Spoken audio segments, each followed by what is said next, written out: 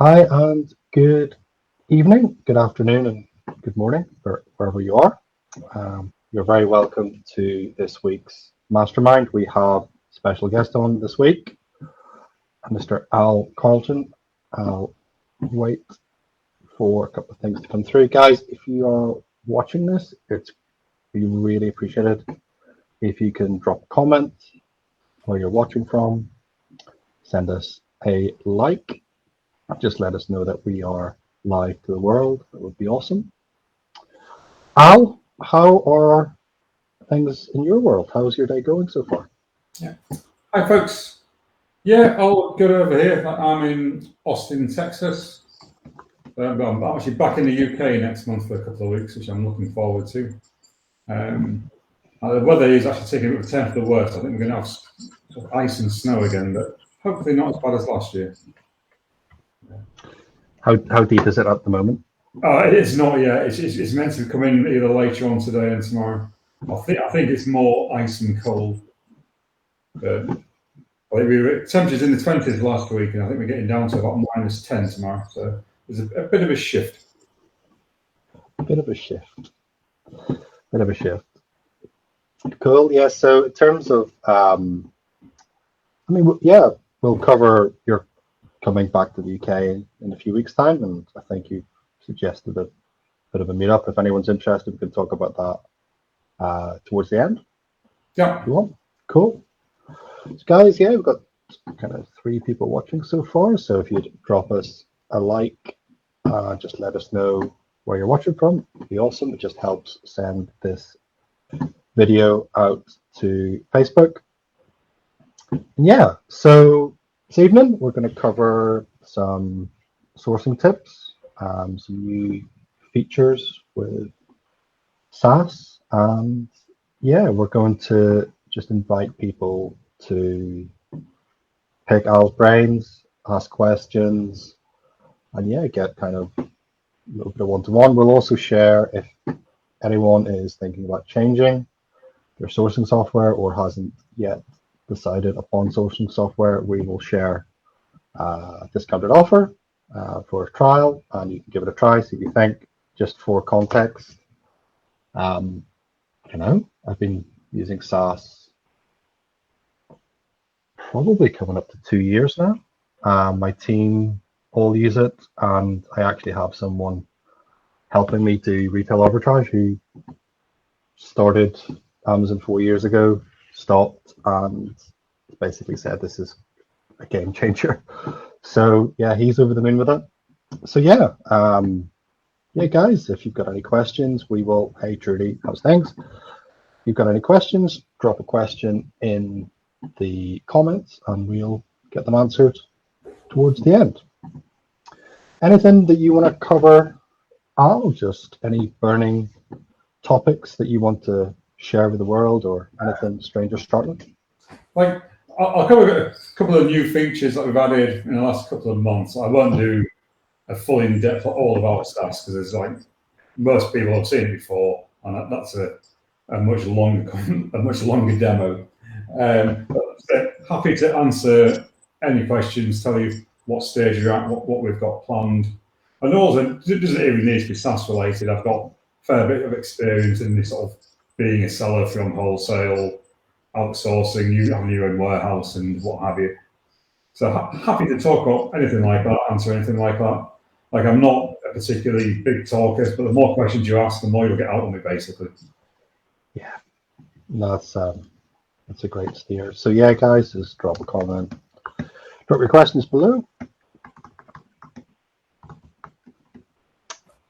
Cool. So yeah, let's run through a couple of the new features, and we'll let people drop in. I'm just going to share this link so that there's a few people wanted a reminder. So just going to share the link so everyone can kind of drop in, and yeah, I'll let you kind of take over, Al, but I'll be kind of here in the background. So if I let you share your screen and you can just talk over it, is that okay? Yeah, okay. Cool. So one of the features that we sort of implemented last month, which I'm sort of really happy with, is what we're calling the SAS sort of smart search. So previously on SAS, you've always been able to use it on any website. So like on Lego at the moment, previously the way it would work is you'd sort of select your text, right click, and you'd sort of search for that text. And like searching for these sort of Batman Batmobile, there's obviously a fair few different Batmobiles that are going to come up. And depending on what the site is and what you search for, like doing a right click is good for searching for that text, but like with Lego, it's a very generic term. So what we've done is a smart search, but you can access it from like the right click, just a right click on the page. And what we're doing a smart search actually based on the page. So instead of just searching for the Batman Batmobile, we've also, in this one, we've got the item number in, so the 42127. So what we're finding is it comes back with much sort of better results as we're sort of searching for sort of more specific information. And it's also faster where you haven't got to select the text and right click.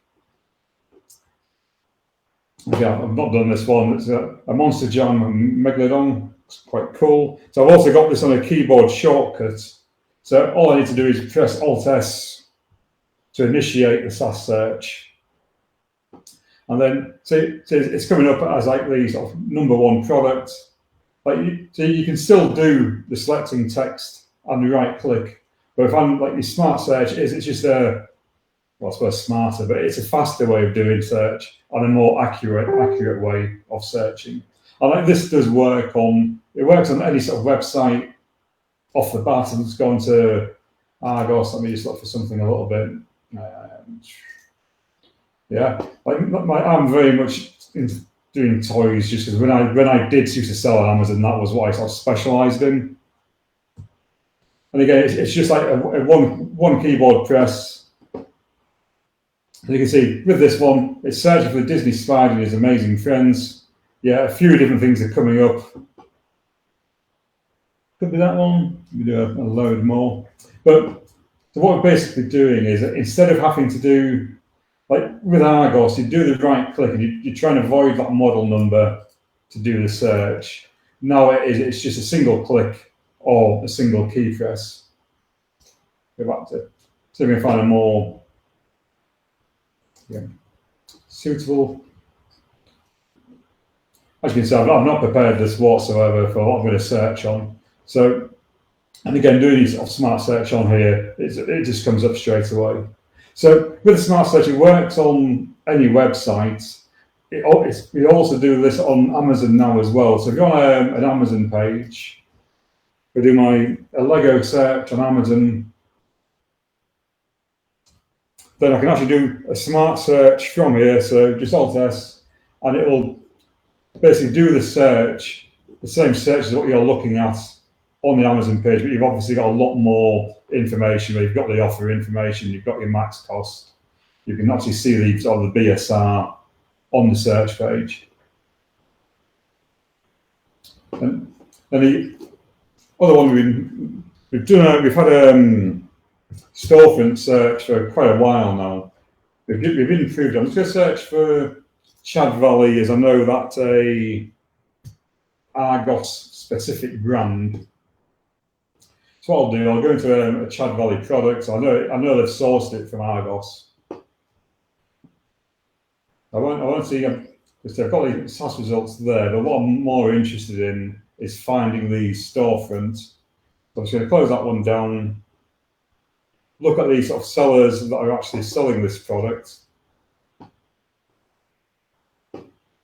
I want to find somebody that's got sort of a fair few sort of rating. I don't want to pick on somebody who's only got like 5 ratings.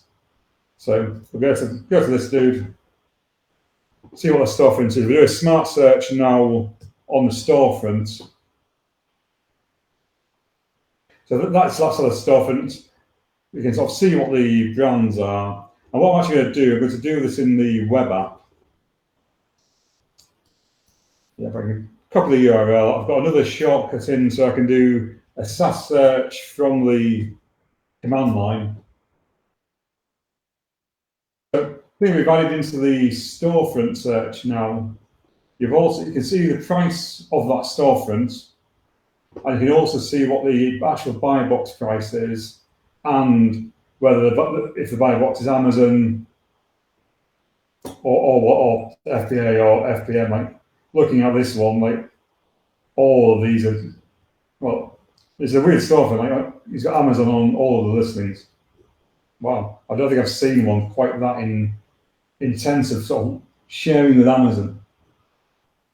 But yeah, so also you can see I've got the keeper chart showing up. I've got Arbitrage Hero integrated, so you can quickly see. So you've got a finish here for £19. Sainsbury's, it's £5. Something like this. I would quickly look in Sainsbury's. I'd actually look at the listing on SAS as well. This is one of those ones that looks a little bit too good to be true. There's a lot like £10. Okay, but that certainly looks like it could be a possible. Looking at now, that's original times 30. Going back to SAS, you can see that it's times 90, so that was too good to be true.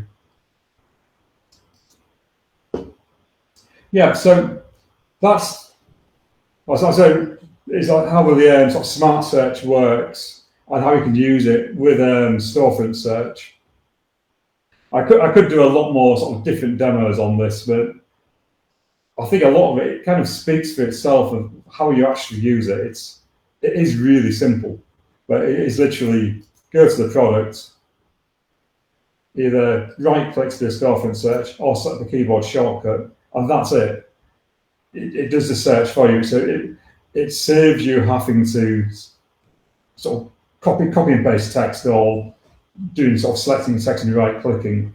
Like this is another good example with say £6 with Argos. Quickly doing that search, you can see there's multiple listings on Amazon.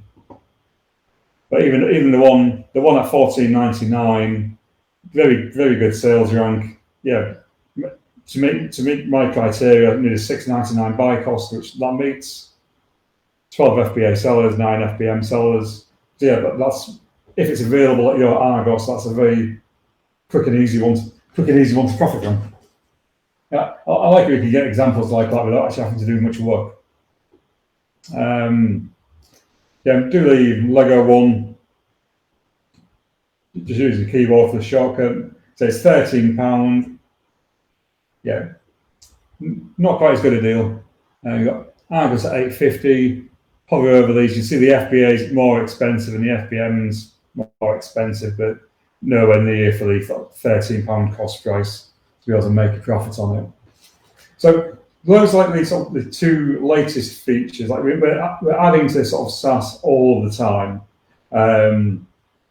Most of the time it's like small things which I'll announce in the Facebook group. I want to do a big announcement about, like the smart search. So it is like quite a major shift, and the feedback I've had from it's been great because it really does sort of speed up the process of finding the products to analyze. Okay. So those are the two big updates at the moment. If anybody's got any questions or want to share anything, please let us know. Yeah, I told you not to use my storefront before the live, and you're all in my storefront. Only joking. Yeah, it's one of the problems with storefront session. I will only ever try and do a storefront that looks pretty big. I wouldn't want to do it on a smaller one, but like in real life, if you found somebody selling similar products to you, yeah, it's worth having a look at the store and just seeing what you've missed. Did you miss something from those stores? Yeah. Or if you're using a deal service as well. If they've got somebody else using the same deal service, yeah, have a look. Yeah, the storefront's been a great addition.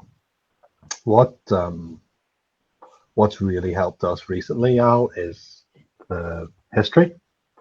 So I have a team of 6, and then I have someone helping me basically do an RA and then prepping.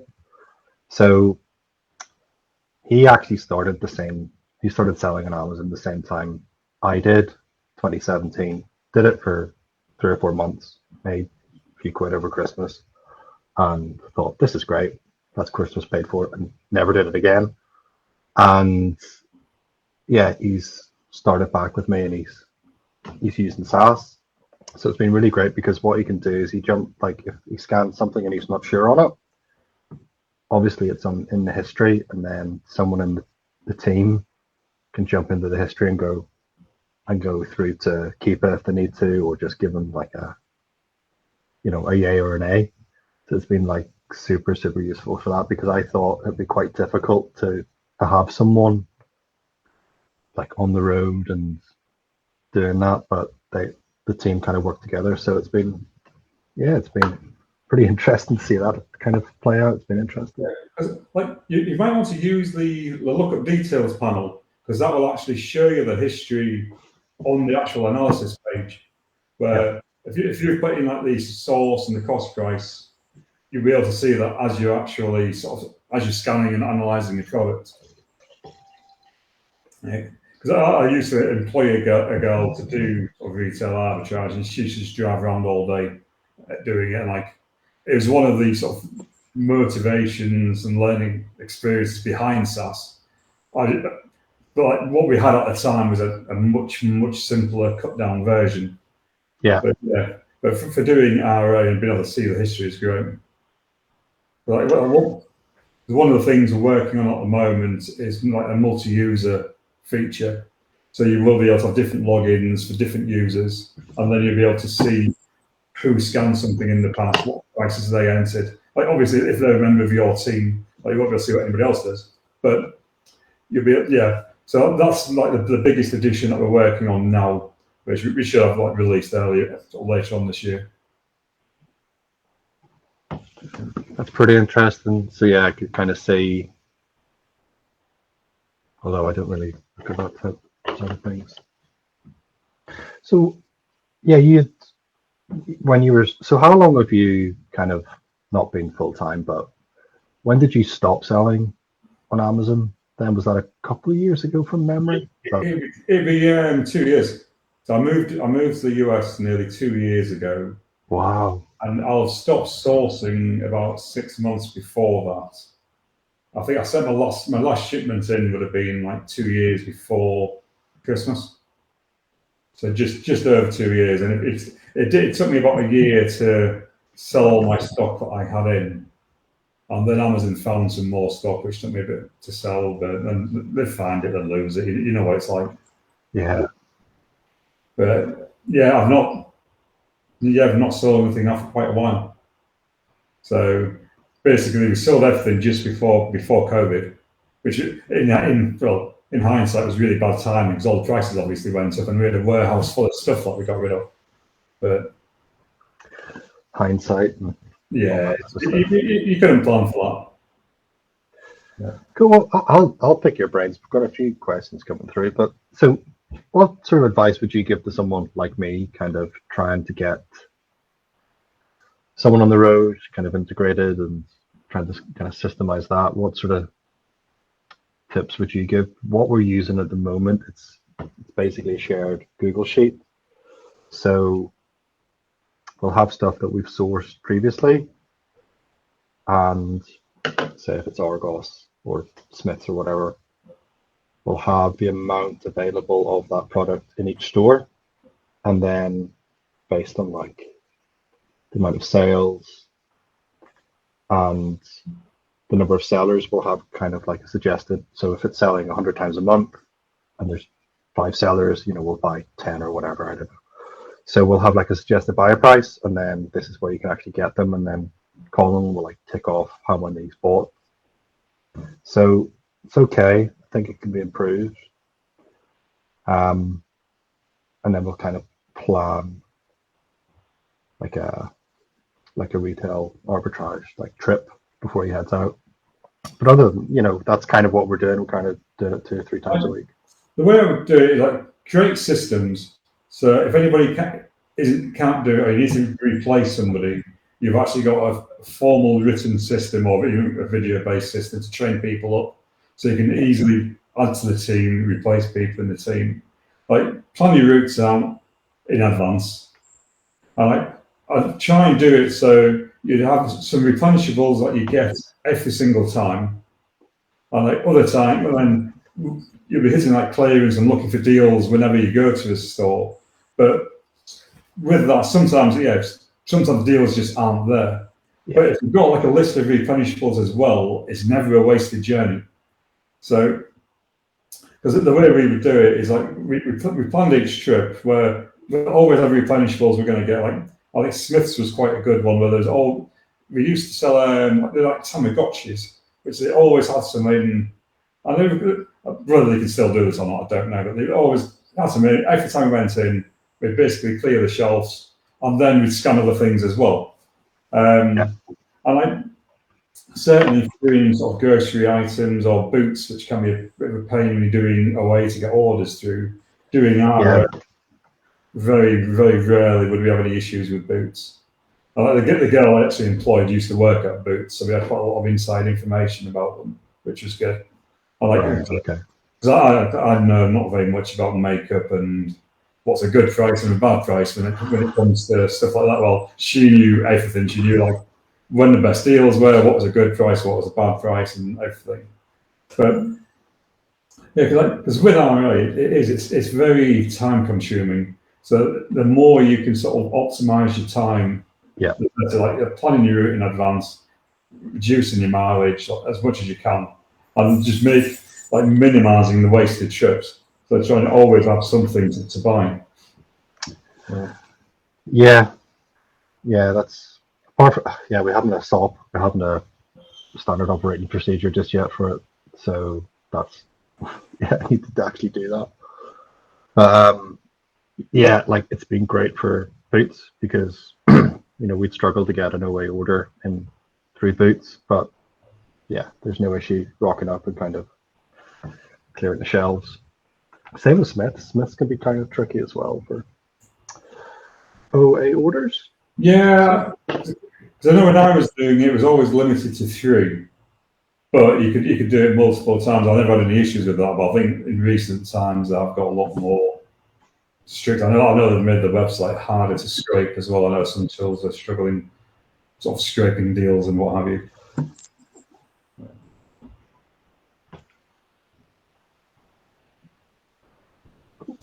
I think I've lost you. No, I'm still here. But... Oh, sorry.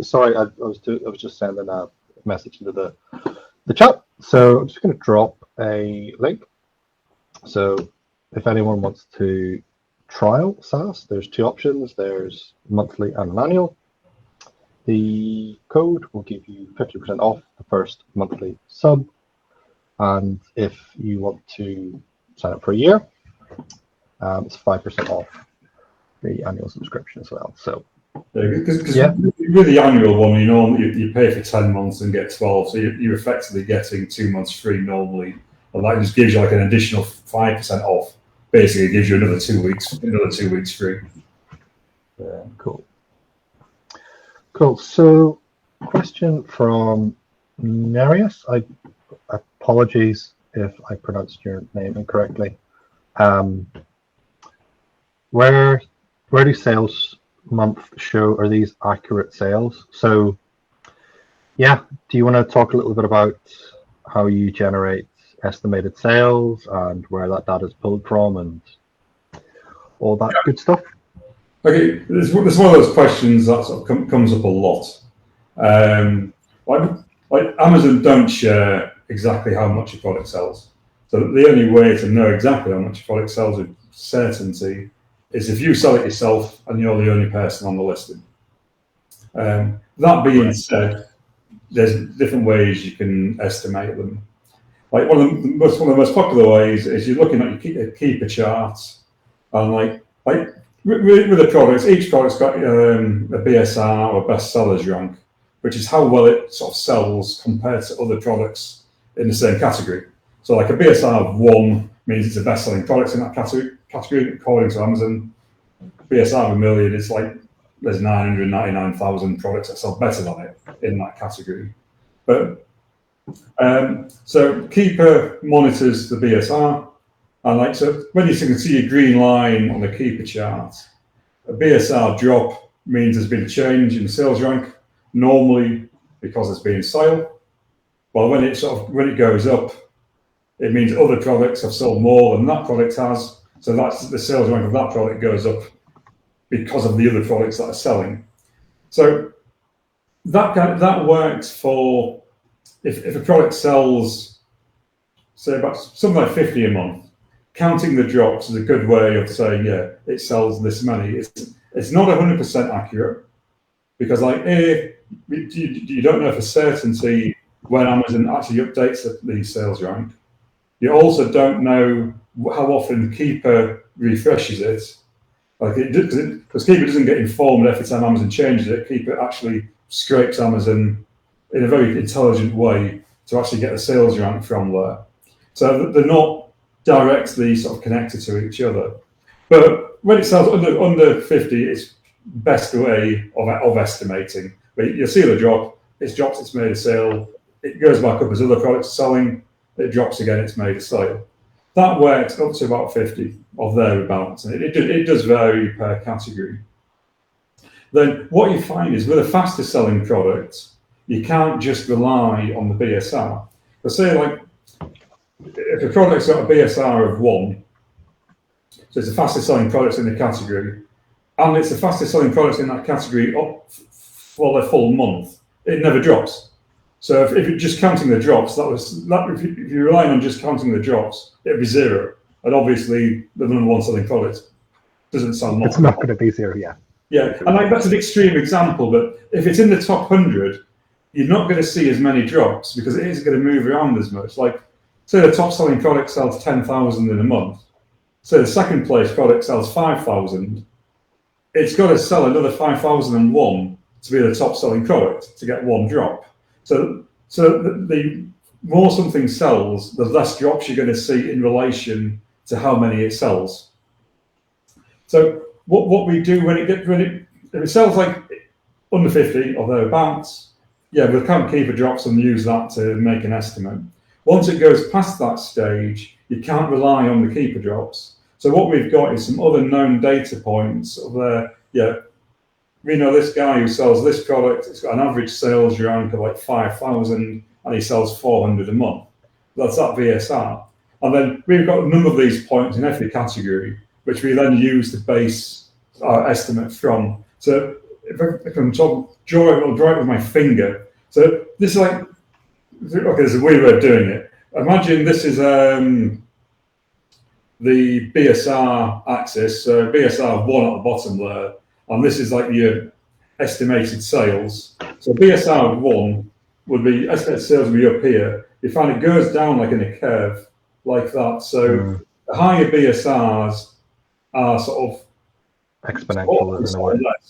Yeah, it's a logarithmic curve, and it really does go like that. Then it curves up very sharply. Like your difference between a product's sales rank of 10 and a sales rank of 1 will be massive in the number of sales it does. While the difference between a sales rank of like 50,000 and 50,000 and 50,010 won't be anywhere near as big. So it's very much that sort of curve. So at the bottom end of it, below 50 a month, just using the keeper drops is great. Once it gets past that, then we need to estimate using different ways. Like I keep saying when I write a paper on this and I share some actual stats that we've got, but it'd be quite an in-depth paper because there's lots of different variables that do come into it. But the way SAS works, typically, if you can use Keeper for slower selling things, once it gets past the 50 month, and it does vary per category, then we're basing it on other known data points that we have. Yeah, there's quite a bit to, obviously, like things like groceries and beauty products. You know, a lot of those, not all of them, but not the majority by any stretch, but maybe 20% will be like sales of 1 or more, 2 or more. So you might buy 2 advent calendars or something like that, or yeah, I'm trying to think of, I don't know, hair gel or something. So yeah, that's kind of in there as well. So I found we've sold 2 or more toys over Christmas. It's just the same toy, and maybe a parent's bought 2 or something like that. So yeah, I hope notice it's kind of like the holy grail sales estimation. Another way you can look at to see how Keeper and Amazon are out of sync. Like with their own variations, they share the same BSR. So basically, when there's an estimated sales variations, those estimated sales are shared between each of the variations. So we've got our variations panel and beta where you get a breakdown of the review count for each variation. So if a variation's got 50% of the reviews, you'd expect it to get roughly 50% of the estimated sales. While a variation that's only got like 1% of the reviews, it isn't going to be selling as much. So, but if you look at variations, they share the same BSR from the Amazon listing. But if you look at the Keeper graph for each one, it can be different. And that's basically because Keeper is getting the BSR at different times for each variation. It's getting it from the same place, but it doesn't get it at the same time. So if you actually combine the Keeper charts and the variation of the same product, it would be the same chart with more data points on it. It's quite interesting. So when I was working variation, I looked at this quite a lot. And yeah, you could see, like, even though they're sharing the same BSR, they're often slightly different. And it's purely because the difference is when Keeper actually updates the BSR for that variation. So, and it just shows that you see Keeper on the Amazon aren't in sync. Amazon will update whenever they want to. Keeper, yeah, they cannot be continually monitoring every Amazon listing, because I think they monitor now like 2 billion product listings or something insane like that. So it isn't in real time. It's a little bit off piece, but I've always kind of wondered. I think Keepa's been 15 quid a month or whatever it has for the past couple of years. Before that was free. Who actually owns Keepa, or who actually runs? Do you know? Oh, I've never kind of considered it. But was it kind of set up as like a loss leader, kind of get a client base and then, you know, £15 a month? It's a company in Germany that they're pretty much under the radar to me. Like, I think Amazon, I say I have a love-hate relationship with them. It's more probably likely a hate relationship with them, because like they're sharing Amazon data, which I don't think Amazon particularly want to be shared. And like, if they did, they'd share it themselves and sell it themselves. Yeah. But yeah, like, well, they're certainly not a loss leader. They're making a shed load of money a Keeper, because like it's not the £15 that you're paying; it's the API access that costs the money. Like Keeper is our biggest expense by far. Oh wow! Right, okay, gotcha. Our API access, yeah, we pay a lot. And like there's different tiers of the API, and like where on one of these tiers, the top tier to query it would cost you €42,000 a month. Like, we're not on the top tier because but yeah, and like even if you were on the top tier, it would still take you something like a month to get all the data from them, to get for every single product. It might even be more than that. It's so. Wow. Right. Okay. Gotcha. Right. Okay.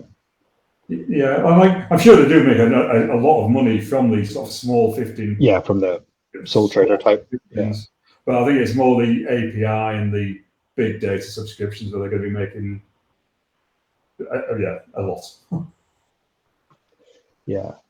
I was on a podcast the other day, and they were talking about Nespresso and Nespresso pods and Nespresso machines being kind of the loss leader, and you know, you buy one for 50 quid and they cost like 200 quid to make, but obviously Nestle make their money on the consumables with the back end of it, and very, very interesting. So I have looked into the Keeper work quite a lot, and it's very intelligent how they do it, where like you've got the Keeper extension installed on your machine, you're helping build their database.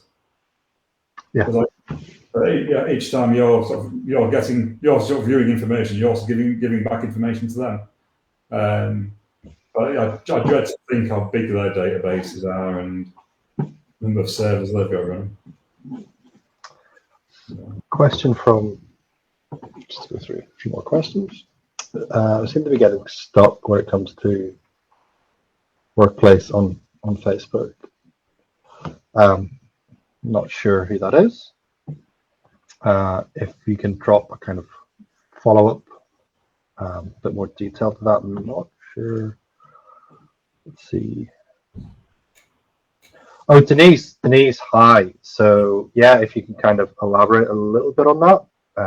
Obviously I mean, I suppose you can sell on Facebook Marketplace, but really to build and scale businesses, you need to rely on data, which I don't think is available just on Facebook just yet.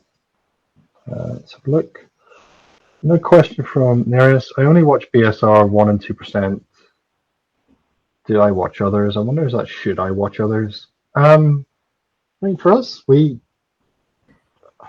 was chatting to someone earlier. Let's just say, I think we have maybe 600-700 lines active at the moment, and it's a real mix. It's it's a portfolio, so some items that sell hundreds of times a month, other items that sell maybe once or twice a month, and they're much kind of higher profit. So yeah, there's different opportunities. So I like to have a mix. Yeah, I don't agree with that. Like diversity. I like diversifying in a lot of different ways, whether it's where you're sourcing from, what categories you're selling in, and also like what BSR and profit you're sort of want to be selling. Like if you can get like a return of investment of 100%, but you only sell 5 a month, that's better than getting like a 10% that you might be selling at 100 a month. So I wouldn't limit myself to the top 1 or top 2%. And it also depends on how many of the people on the listings as well. So if you can get a high profit, but you're only sharing this with like 5 people, rather than a super fast seller, but there's 50 people on the listing. Yeah, like you say, it's important to diversify your products and also where you source them from as well. So yeah, cool. Let's see. Oh, a kind of comment from earlier. I think that's when we were doing a little bit of sourcing. I thought about that, but doesn't the product have a number that is your number or my number? I'm not sure who that's from. I've got no idea what that means. No. No, Denise, again, two of the two. If you want to kind of elaborate, I think, in fairness, I think with context, that question probably would have made a bit more sense when we were actually sourcing. So, yeah. So Al, I'm not going to say home, because home is where you hang your hat at the end of the day. So you're back to the UK in a few weeks' time. You're organizing or trying to organize something? Yeah, we are back in beginning of March. I think I've got meetings. We've got Sean, who does a lot of work on our mobile app. I'm meeting up with him, and he's only in Newbury. So I'm meeting up with him. Sorry? It's called Sean. He does the SAS mobile app. So okay. We do a few things together. So we have a chat with him. We're going to have a meet up on the Friday with at least one other seller in Newbury if anybody wants to join us. Then we're doing a bigger meetup in Manchester on the Saturday. I think it's maybe the 5th of March. I know the Manchester Derby's on that day as well, which is a bit of so I think we're going to be on the outskirts of Manchester. Yeah, it's the 5th of March. Let me just check. Because the 5th of March is the Saturday. Is that the Manchester Derby? Yeah. All we're going to do, we're just going to get a back room in a pub, and very informal. Just meet up with other sellers, have a chat with the wife and I, and basically probably have some food. So one thing I've found is networking is so important. Just chatting to other sellers and the opportunities that arise from that are amazing. So we're doing one in Manchester, then we're doing one in Nottingham the following Saturday. Nottingham's where we actually moved to the US from. So I think we're spending about a week sort of playing catch up with people. But as I'm doing, like say, they sort of sell a meetup on that Saturday. We've not got the venue 100% sorted out yet, but we have got the date. Yeah, and like anyone watching live or the replay, I would strongly recommend, we're not affiliated with this meetup at all. But meeting with other sellers in your industry is just, the ROI on your time is just in the thousands of percent. Right. It is just, it's crazy.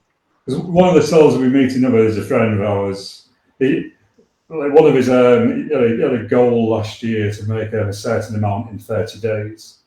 To turn over. Like one of my goals before was like to do sort of 6 figures in 30 days, which I did I did actually Q4 after I started. His goal was to do 7 figures in 30 days, which he hit, which is just insane. Yeah.